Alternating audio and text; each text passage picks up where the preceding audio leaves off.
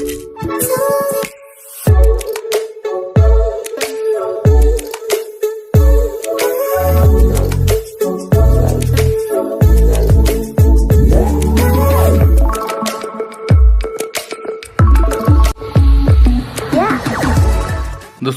आपण समस्त आम चैनल क्रिएटिव स्नाइडियो स्वागत तेज रही आप न्यूज अपडेट 2168 जहाँ आप पाइपम चैनल मध्यम बहुत सारी एजुकेशनल इनफर्मेशन अच्छी निश्चित आप सेयार कर प्रथम अपडेट आरंभ करवा ओएसएससी और ट्रिपलएससी वेबसाइट खोल विलंब आवेदन पिला बचे माने यही जिनस केते थर देलानी यही जिनिस खबर कागज हो टीवी हो पिला अभियोग हो सीजीएल कथा आपण डेट एक्सटेंशन कले आपण जानुछंती जे एटा गोटे कंबाइंड रिक्रुटमेंट आउ एथिरे 5 लाख रु 6 लाख 7 लाख पिला पर्यंत भी अप्लाई करिवे तो आमे जानुछे तो हमर साइट एते पुअर कोन पई आमे तो पैसा नउचे आगु पैसा नउले तो पैसा नउचे तो जदि पैसा नउचे आमे सेही फैसिलिटी पिला को जोगई पाउने कोन पई तो ये माने पूरा इरिटेटिंग क्या पाखे एत समय अच्छी आपण गोटे आप्लाय जड़े बसिक रही 4 घंटा तादर पुणी बैक हो पुणी लग आउट हो सैट आपणकर आसबनी पुणी रिलोड कर क्या पाखे एत समय अच्छी आपण भावतुनि जे ओडिशार सब जगह 5G बर्तमान अवेलेबल अच्छी 4G अवेलेबल अच्छी इवन आज डेट्रे पिला ब्रडबैंड रे भी करुँच डंगल लगे भी बहुत रूराल एरिया अच्छी बहुत रिमोट एरिया से करुँच तो से पिला कौन करेंगे स्मूथ कहीं करूना आपणकर साइट किंतु कहले शुणव कि ठीक अच्छे एंड खूब शीघ्र भाषा प्रतिष्ठान वेबसाइट एणिकी यूट्यूब रे सरकारी बाबू को ओडिया शिक्षा दिज्व सहज एवं सरकारी कार्य ओडिया व्यवहार देखो मनोबल आउ आपण इच्छा शक्ति यही दुईटा कौन नुआ कार्य करने कौन भल एग्जीक्यूशन करने निहाती आवश्यक मुझे कहबार उद्देश्य अण ओडिया ऑफिसर आसिकी ओडिशा रही ओडिया कहि पारुचंती शुद्ध भाव में कहि पारुचंती पूरा क्लियर क्रिस्टल क्लियर कहि पारुचंती ताले आमर ओडिया लोक माने ओडिया ऑफिसर माने जानी सुनी ओडिया कहूना ओडिया लिखुना ओडिया व्यवहार करूना कहीं आमर गोटे एभलिया गोटे कल्चर हो जे ओडिया कहूथिबा लोकटर ज्ञान नाही इंग्राजी कहूथिबा लोकटर भल ज्ञान एवं पंचायत निर्वाचन बिगुल बाजी सारी गतकाली मुझे देखी 2027 जनवरी फेब्रुआरी अर्थात जनवरी एंड फेब्रुआरी बिगिनिंग रे आपणकर पंचायत इलेक्शन देखा मिल अर्थात कोड ऑफ कंडक्ट जनवरी मसटा कंप्लीट आप भी नहीं पारे सांगे तो डिसेम्बर जाके कौन बाधक ना रिक्रुटमेंट को नहीं कौन नुआ प्रोजेक्ट डिक्लारेशन नहीं स्कीम डिक्लारेशन नहीं तो आप सरकार पक्ष देखा पाइपर शिक्षक दरमा बंद पे ब्लॉक शिक्षा अधिकारी निर्देश ये रही खोर्धा जिला टांगी ब्लॉक शिक्षा अधिकारी प्रदीप कुमार साहू शनिवार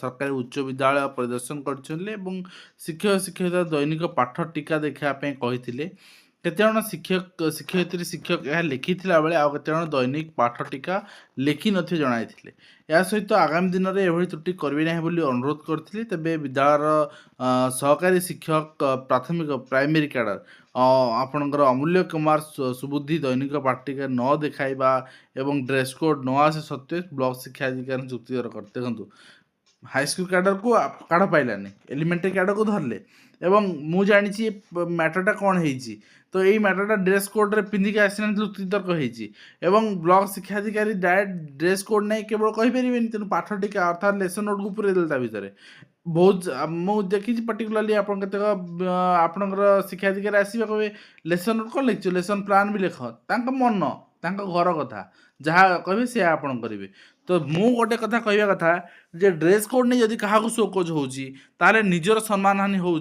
सर्विस रूल उल्लंघन होली उक्त ऑफिसर ना आपण प्रथम डिपार्टमेंटल इंटरनल कमिटी आप अभियोग करूँ तापर आप कोर्ट को जातु देखिए केते दम अच्छी से संपृक्त अधिकारी शिक्षा अधिकारी जितेबाला आपणकर क्षमतार बाहर को जाए आपण माने कौन से एक्शन ना चेष्टा करुँ आपण शिक्षक मैंने एक्शन नहीं पारे ଏବଂ ନିଶ୍ଚିତ ଭାବରେ ଆମେ ଟ୍ୱିଟ୍ କରିଛୁ ବଟ୍ କଥା ହେଉଛି ଶିକ୍ଷକମାନେ ସେତିକି ମାନେ ସଜାଗ ନାହାନ୍ତି।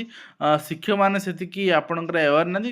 ଶିକ୍ଷକମାନେ ଭାବୁଛନ୍ତି ହଁ ମୁଁ ପିନ୍ଧି ଦେଉଛି କ'ଣ ମାସକୁ 30-35 ହଜାର ଦରମା ପାଉଛି ଆଉ ବର୍ଷକୁ 4 ଲକ୍ଷ ଟଙ୍କା ଦରମା ପାଉଛି। ମୋ ସ୍ୱାମୀ ତ ସେମିତି ଗୋଟେ ସରକାରୀ ଚାକିରି କରିଛନ୍ତି ଦରମା ପାଉଛନ୍ତି, ତେଣୁ ମୋ ଡ୍ରେସ୍ କହିକି ନେଇ ଆସିବି ବର୍ଷକୁ 3-4 ହଳ ଡ୍ରେସ୍ 2-3 ହଜାର ଟଙ୍କାରେ ହେଇଗଲେ ହେଇଯିବ ମୋର ବର୍ଷ ସାରା। ଏ ତ ମାନସିକତା ରହୁଛି।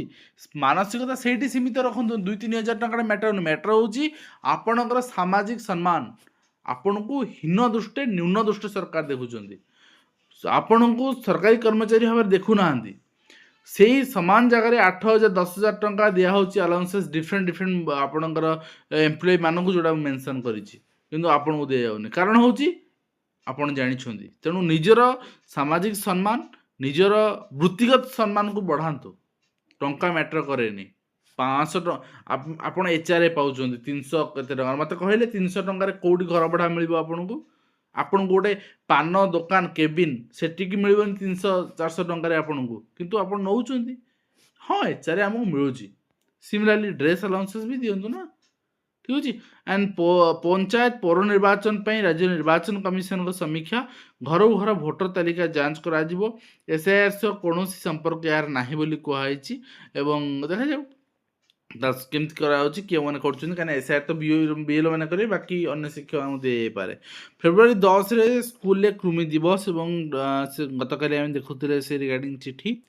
ପିଲାଙ୍କୁ ସେଦିନ ଯାହା ଯାହା ଅଛି ମେଡ଼ିକେସନ୍ ସେଦିନ ବ୍ୟବସ୍ଥା କରାଯିବ ଏବଂ OUTR ତୃତୀୟ ସମାବର୍ତ୍ତନ ଉତ୍ସବ 19ରେ 1144 ଛାତ୍ରଛାତ୍ରୀଙ୍କୁ ଡିଗ୍ରୀ ସାର୍ଟିଫିକେଟ୍ ପ୍ରଦାନ କରାଯିବ। ତା ସହିତ ଗବେଷଣା ପାଇଁ ଅଧ୍ୟାପକଙ୍କୁ ଆର୍ଥିକ ସହାୟତା ରାଶି ପ୍ରଦାନ କରାଯାଇଛି ଏବଂ ରାଜ୍ୟକୁ 1 ଲକ୍ଷ କୋଟିର ପୁଞ୍ଜି ଆସିବ ବୋଲି ମୁଖ୍ୟମନ୍ତ୍ରୀ ଭାଷଣ ରଖିଛନ୍ତି। କୋଲକାତାରେ ଓଡ଼ିଶା ଇନଭେଷ୍ଟର୍ସ ଆପଣଙ୍କର ମିଟ୍ ରୋଡ୍ ଶୋରେ ପାର୍ଟିସିପେସନ୍ ରହିଛି ଓଡ଼ିଶାର। ତ ଏଇ ଜିନିଷ ଆମେ କିଛି ଦିନ ତଳେ ଦେଖିଥିଲେ, ବିଦେଶ ଗସ୍ତ ସମୟରେ ବି ଡିକ୍ଲାର ହେଇଥିଲା, କିନ୍ତୁ ଆଜି ପର୍ଯ୍ୟନ୍ତ ପୁଞ୍ଜିନିବେଶ ଓଡ଼ିଶାରେ ହେଇପାରିଲାନି। କେଉଁଠି ହେଲା? ଶିଳ୍ପାୟନ ହେଇପାରିଲାନି, କେଉଁଠି ହେଲା?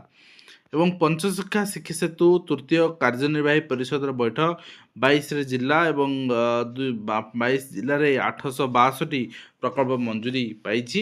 ଗଞ୍ଜାମ ଜିଲ୍ଲାର ସର୍ବାଧିକ 1.91 କୋଟି ପ୍ରକଳ୍ପକୁ ମଞ୍ଜୁରୀ ମିଳିଛି। ତା ସହିତ କେନ୍ଦ୍ରୀୟ କର୍ମଚାରୀଙ୍କ ପାଇଁ ସ୍ୱତନ୍ତ୍ର ବେତନ ଖାତା ପ୍ରସ୍ତୁତ କରାଯାଉଛି, ଯେଉଁଥିରେ କି ଆର୍ଥିକ ସେବା ବିଭାଗ ପଦକ୍ଷେପ ଅଧୀନରେ ଏଇଟା ରହିବ ଏବଂ ଏଥିରେ ଆପଣ 3 ଲକ୍ଷ ପର୍ଯ୍ୟନ୍ତ ତୁରନ୍ତ ଆପଣଙ୍କର ଇନବିଲ୍ଟ ଓଭରଡ୍ରାଫ୍ଟ, ଆଜୀବନ ପ୍ରିମିୟମ୍ କ୍ରେଡ଼ିଟ୍ କାର୍ଡ଼ ଏବଂ 1.5 କୋଟି ପର୍ଯ୍ୟନ୍ତ ମାଗଣା ବ୍ୟକ୍ତିଗତ ଦୁର୍ଘଟଣା ବୀମା ଏବଂ 15 ଲକ୍ଷ ପର୍ଯ୍ୟନ୍ତ ମାଗଣା ଜୀବନ ବୀମା। ଖୁଚୁରା ଋଣ ଉପରେ 100% ପ୍ରୋସେସିଂ ଫ୍ରି ଏବଂ ଲକର ଚାର୍ଜ ଉପରେ 60% ରିହାତି ଆପଣ ପାଇପାରିବେ। ନିଶ୍ଚିତ ଭାବରେ ଆପଣଙ୍କର ବ୍ୟାଙ୍କ ଅଫ୍ ବରୋଦା ଏଇଟା ନେଇକି ଆସିଛି। ତ କେବଳ କେନ୍ଦ୍ରୀୟ କର୍ମଚାରୀ, ରାଜ୍ୟ କର୍ମଚାରୀମାନଙ୍କ ପାଇଁ ବି କିଛି ବ୍ୟାଙ୍କ ମାନେ, କାହିଁକିନା ପୋଲିସ ଆପଣ ଜାଣିଛନ୍ତି ଓଡ଼ିଶା ପୋଲିସ ପାଇଁ ଗୋଟେ ସ୍କିମ୍ ଆସିଛି ଷ୍ଟେଟ୍ ବ୍ୟାଙ୍କର, ଯେଉଁଠିକି ଆପଣଙ୍କୁ ମାନେ term insurance, life insurance avail ହେଉଛି। ତ ଅନ୍ୟମାନଙ୍କୁ ବି ଆଭେଲ୍ କରାନ୍ତୁ ନା। ରାଜ୍ୟ ସରକାରଙ୍କ ସତ୍ୟପାଠ ଆଗ୍ରହ ରିଟ୍ ଅପିଲ୍ ଦାଖଲ କରିଦେଲେ ଅଦାଲତ ନିର୍ଦ୍ଦେଶ ନିଷ୍କ୍ରିୟ ହୋଇଯାଏ ନାହିଁ ବୋଲି ଅଦାଲତ ସ୍ପଷ୍ଟ କରିଛନ୍ତି ଏବଂ ସ୍ୱାଗତଯୋଗ୍ୟ ମଧ୍ୟ। ମନମାନି ଅଫିସରମାନଙ୍କ ମନମାନି ଏବଂ 28ରେ ନବନିର୍ମାଣ କୃଷକ ସଂଗଠନ ଓଡ଼ିଶା ବନ୍ଦ ଡାକରା। ତ ନିଶ୍ଚିତ ଭାବରେ ଆଗାମୀ ଦିନରେ ଆପଣଙ୍କର ଓଡ଼ିଶା ବନ୍ଦ 28 ତାରିଖ ଦିନ ଆପଣ ସଜାଗ ହେଇଯାଆନ୍ତୁ, କାହିଁକିନା 26 ତାରିଖ ଆପଣଙ୍କର ରିପବ୍ଲିକ୍ ଡେ ଗଲା ପରେ 27-28 ତାରିଖ ଆପଣ ବନ୍ଦ ଦେଖିବାକୁ ପାଇପାରନ୍ତି।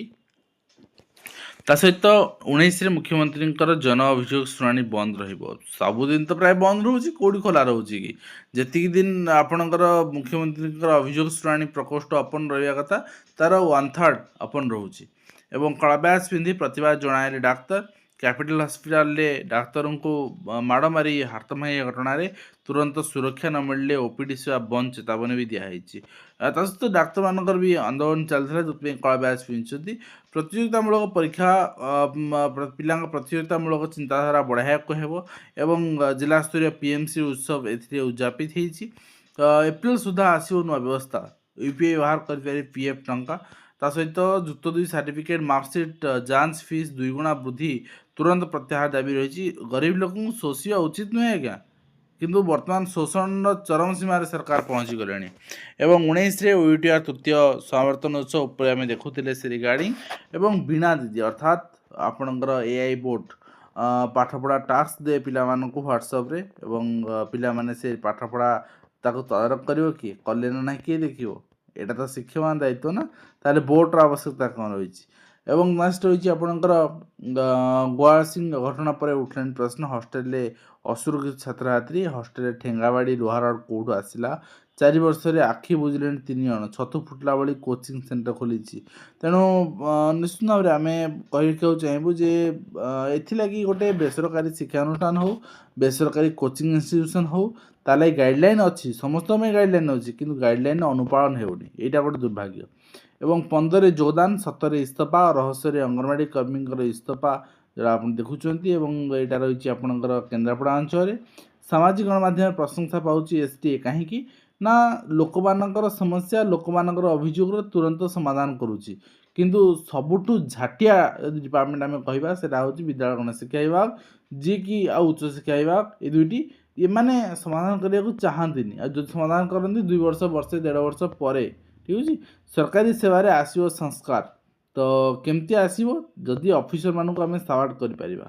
କେନ୍ଦ୍ରୀୟ କର୍ମଚାରୀ ସ୍ୱତନ୍ତ୍ର ବେତନ ଖାତା ଯାହା ଉପରେ ଆମେ ଦେଖୁଥିଲେ, ଏଇଟା ଆଜିର କମ୍ପ୍ଲିଟ୍ ଅପଡ଼େଟ୍ ଯେଉଁଟାକି ଆମେ ଆପଣଙ୍କ ସହ ଆଲୋଚନା କଲୁ।